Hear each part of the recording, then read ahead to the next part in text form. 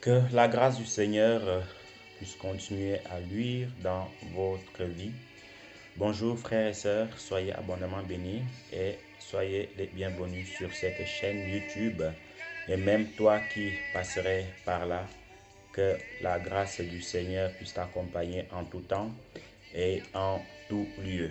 Mon souhait pour toi qui n'es pas encore converti, c'est vraiment que tu donnes ton cœur au Seigneur, que tu reviennes au Seigneur si tu l'as lâché, pour que à son retour, tu puisses faire partie de ceux-là qui seront enlevés.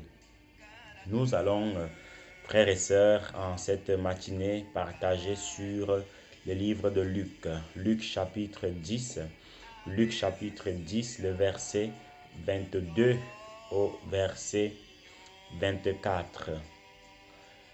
Mon Père m'a mis toutes choses entre les mains, et nul ne connaît qui est le Fils, que le Père, ni qui est le Père que le Fils, et celui à qui le Fils aura voulu le révéler. Verset 23, et se retournant vers les disciples, il leur dit, heureux les yeux qui voient ce que vous voyez, car je vous déclare que beaucoup de prophètes et de rois ont souhaité voir ce que vous voyez et ne l'ont point vu, et d'entendre ce que vous entendez et ne l'ont point entendu. Et se retournant vers ses disciples, il leur dit, heureux les yeux qui voient ce que vous voyez, car je vous le déclare, que beaucoup de prophètes et de rois ont souhaité voir ce que vous voyez et ne l'ont point vu, entendre ce que vous entendez et ne l'ont point entendu. Frères et sœurs, soyez abondamment bénis, que le Seigneur soit loué pour sa parole. Donc voilà un tout petit peu le mini texte que nous allons essayer de comprendre par la grâce de Dieu. Le Seigneur ici dit à ceux qui l'écoutaient de manière physique quand il était sur terre, que heureux les yeux qui voient ce que vous voyez, car je vous le dis, il y a plusieurs rois et prophètes qui ont désiré voir ce que vous voyez et ne l'ont point vu, entendre ce que vous entendez et ne l'ont point entendu. Qu'est-ce que cela veut dire? Mon frère, ma soeur, il faut savoir que c'était un privilège pour les gens de l'époque de Jésus de le voir, de pouvoir le toucher, de pouvoir écouter sa parole de manière physique. C'est un privilège, mais vraiment un privilège énorme, énorme. Mais malheureusement, voyez-vous, frères et sœurs, l'homme n'a pas souvent conscience de la grâce qui lui est donnée. L'homme n'a pas souvent conscience en fait de la bénédiction qui lui est donnée, qui est présente devant lui tout simplement. Il la néglige, il dit, ah, c'est comme ça. Parce que voir Jésus-Christ de Nazareth physiquement, c'est ce que tout le monde aurait souhaité ou souhaiterait matin, midi, soir.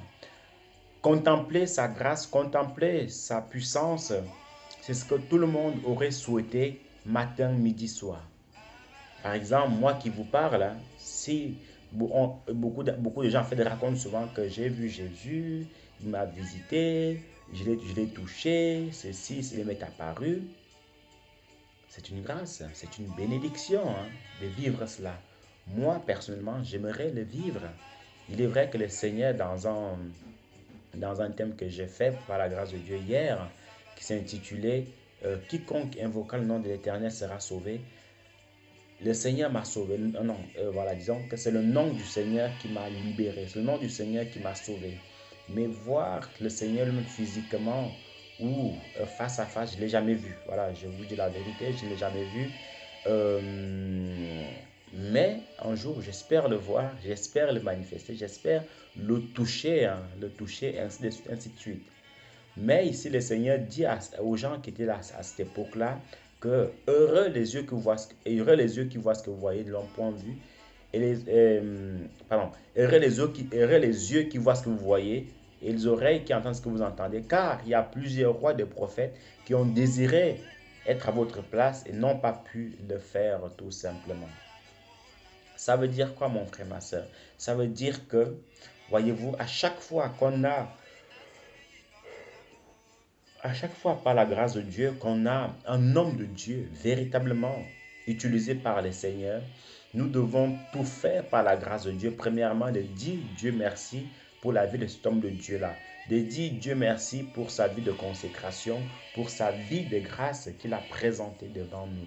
À chaque fois que nous voyons un enfant de Dieu puissamment utilisé par le Seigneur, un enfant de Dieu qui est complètement soumis au Seigneur, au lieu de les jalouser, au lieu de lui faire la guerre, au lieu de commencer à faire ceci, cela, demandons beaucoup plus au Seigneur, Seigneur, je vais t'utiliser comme lui.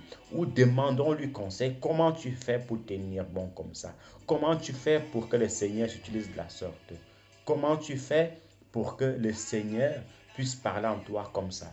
C'est plutôt comme ça en fait que le Seigneur va nous aider à avancer.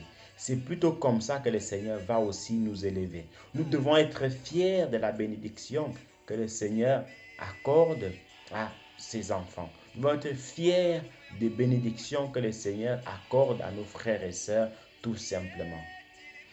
Personnellement, voyez, si on avait vraiment des apôtres comme l'apôtre Paul de nos jours, comme l'apôtre Pierre, ça aurait été une bénédiction pour l'Église du Seigneur. Ça aurait été une grâce pour le Seigneur.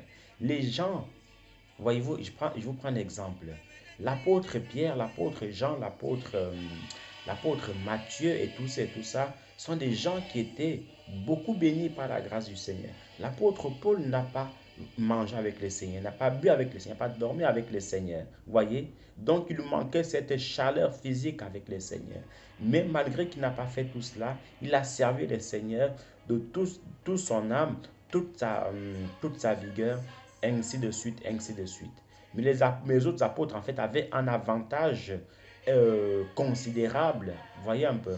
Ce qui veut dire quoi? Ce qui veut dire que mon frère, ma soeur, nous devons aussi être fiers, contents d'être chrétiens. Ce n'est pas une honte d'être chrétien, non. C'est une grâce d'être chrétien. Ce n'est pas tout le monde qui a la possibilité de lire la Bible. Ce n'est pas tout le monde qui a la possibilité en fait de faire des prédications parce qu'il y a des pays vraiment c'est compliqué, c'est compliqué.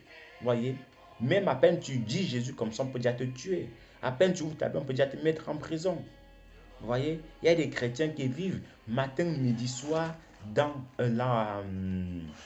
qui en fait matin, midi, soir dans la peur, dans la panique du lendemain parce qu'ils ont peur de leur vie. Voyez, parce qu'ils ont peur de leur vie et c'est pas du tout évident. C'est pas du tout évident pour eux. Voyez un peu.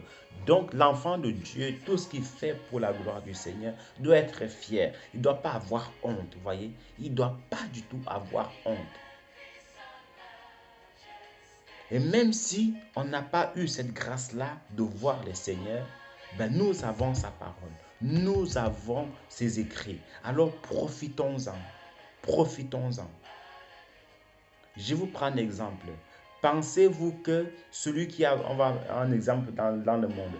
Pensez-vous que celui qui a vu une grande star, que ce soit dans le football, on va peut-être prendre Messi, pensez-vous que quelqu'un qui a vu Lionel Messi de ses propres yeux et quelqu'un ne l'a pas vu, ils ont en fait la même conception des choses concernant Messi? Non.